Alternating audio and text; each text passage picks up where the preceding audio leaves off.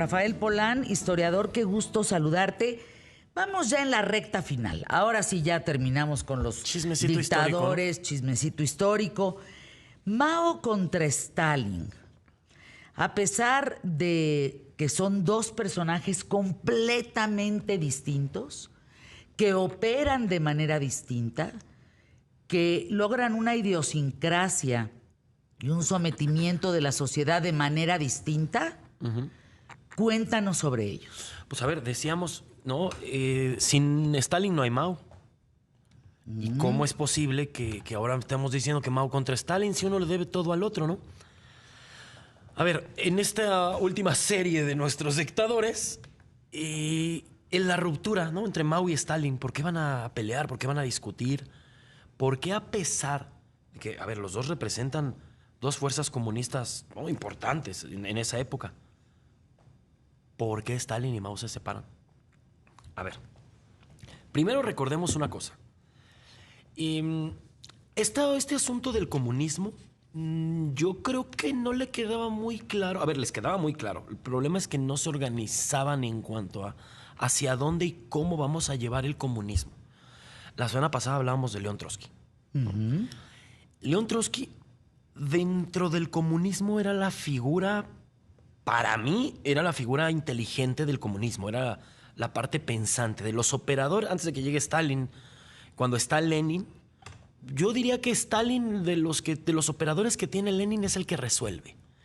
Y Trotsky es el hombre inteligente, es el que crea el Ejército Rojo, es el intelectual del grupo. Pero a ver, Stalin claramente va a superar a estos intelectuales. Stalin no es un hombre tonto, ¿no? A diferencia de miembros de su familia, Stalin habla ruso desde los 8 años. O sea, es un tipo inteligente en su forma, ¿no? Hasta que empieza a encontrarse a todos los demás comunistas y empieza este problema de cómo vamos a llevar el comunismo. ¿Qué es mejor? ¿Una revolución mundial, que es lo que quería hacer Trotsky? O mejor, afianzamos el comunismo aquí y lo vamos extendiendo, que es lo que quería hacer Stalin. Al final hace eso, pero a ver, ¿qué hace Mao? ¿Qué dice el comunismo acerca de una revolución obrera? ¿No? Hasta ahí vamos bien. Entonces, cuando empiezan a meterse estas ideas comunistas en China, el asunto de China es complejo. Hombre, primero en cantidad de población. Primero en cantidad de población. Estás hablando del 49, ¿no? Más o menos. A ver, pero tú, ahora en este momento, yo creo que sobre todo ya gente como Santiago y gente más joven que Santiago, ya va a haber otra China. Perdóname, pero ya no es la China con la que yo crecí, de si ese chino es un producto mal hecho y es pirata y la piratería. Yo no sé a ti qué China te tocó, pero China ha ido cambiando en los últimos 40 años. La percepción que el mundo tiene de China ha cambiado. Y pensemos cómo veíamos a los chinos cuando éramos niños y cómo vemos a los chinos hoy en día.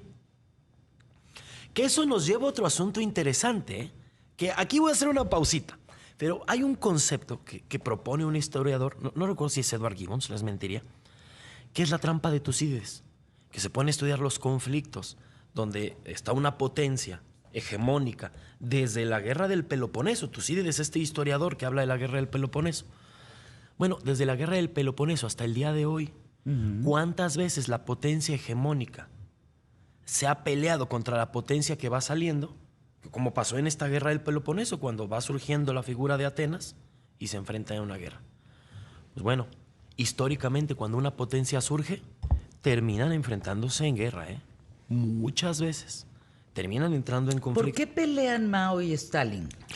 ¿Por qué si en un principio tenían, digamos, que se llevaban bien, ¿no? A ver, que de alguna manera pues hacen una relación geopolítica de estos dos países, ¿no? Una relación política, militar y económica, y luego se pelean. A ver, por eso les comentaba esto, ¿no? De la trampa de Tucídides. Cuando una potencia ve surgir a otra, se van a enfrentar. Y Stalin ve surgir a otra potencia en el comunismo. Y ve surgir otra... De China. Claro, pero una potencia que lleva el comunismo muy distinto. Tú dices, oye, ¿por qué se empiezan a enfrentar? Por las diferencias de llevar el comunismo. Miren, de entrada, en Rusia se hablaba de una revolución obrera. Hasta ahí vamos bien, ¿no? Cuando hablamos de las revoluciones, Cuando hablamos de estas luchas del proletariado, cuando lees el manifiesto comunista, pues de esto dice. Pero Mao dice, ¿para qué? O sea, lo que me proponen en Rusia es que yo trabaje con el gobierno legítimo de China, de este señor Chiang Kai-shek, que se fue a Taiwán. Quieren que yo trabaje con ellos y que luego hagamos un golpe, tiremos todo esto, porque si no hay capital, ¿qué va a tomar el comunismo? Pero dice Mao, pero si yo ya tengo la mitad de China, ¿por qué lo voy a entregar?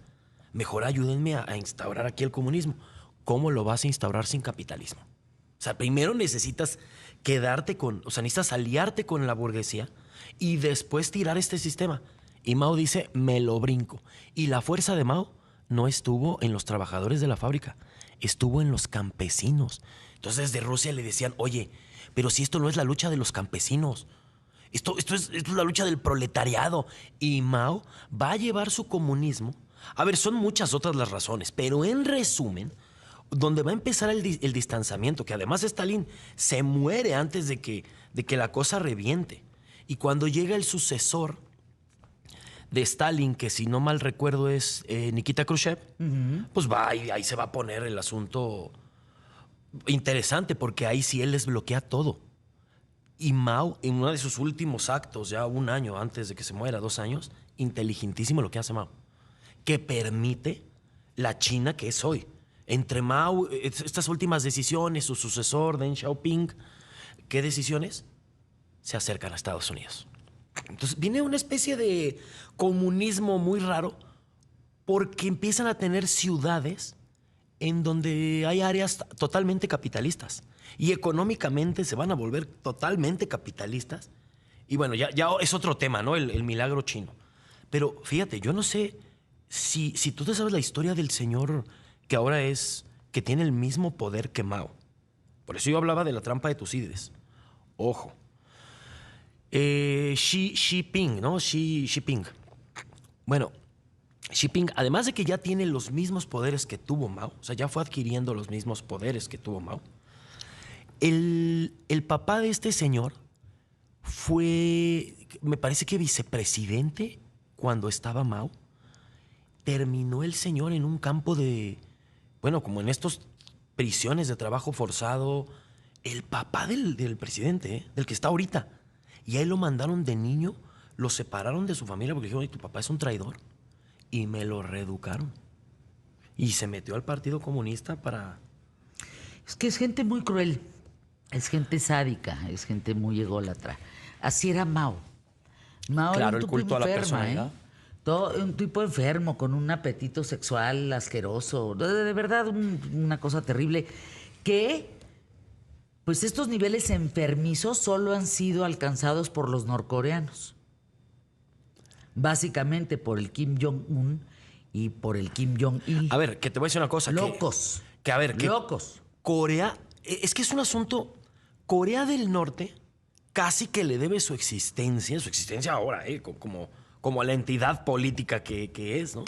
Y administrativa, se la debe a China y a Rusia, ¿eh?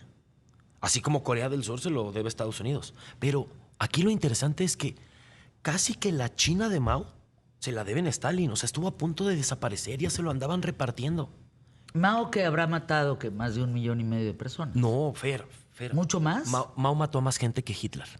Miren, Mao hace una cosa muy parecida. Entiendo que 20 millones fueron enviados a campos de concentración. Fíjate. Y en esos campos se le mueren entre 20. Lo que pasa es que no había acceso a la información. Fer. Imagínate tener en tu responsabilidad la muerte de entre 20, Fer, por lo menos 20 a 25 millones de personas. Uno, se imagina. Bueno, claro, con uno. Queda claro, pero... Entonces, ¿él mató más gente que Hitler? Claro, estadísticamente Mao va a ser responsable de más muertes. Es responsable de más muertes. Pero a ver, es un poco parecido a lo que hace Stalin. Stalin también va a causar una hambruna muy fuerte. Es que, a ver, los rusos se han ensañado con los ucranianos y él va a causar este famoso Holodomor. Stalin hace lo mismo en su colectivización de las granjas.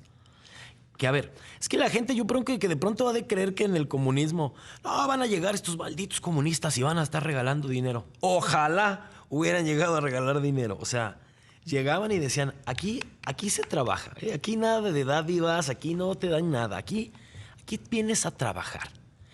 Y tenía mano de obra esclava, trabajando gratis.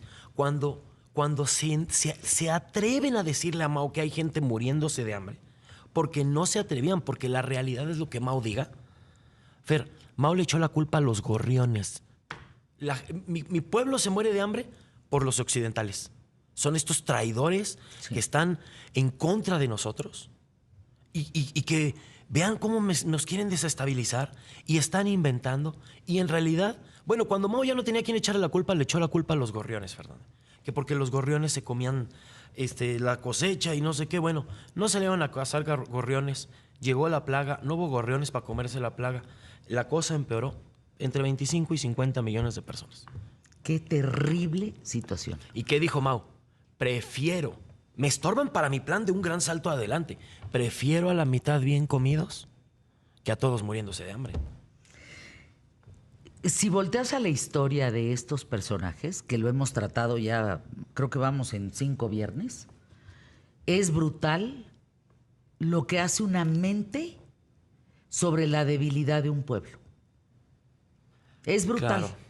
Porque primero te dan dinero, pero luego ya no hay ni dinero que darte. Te dan hambruna, te dan esclavitud, te dan muerte, te dan inestabilidad. Es terrible.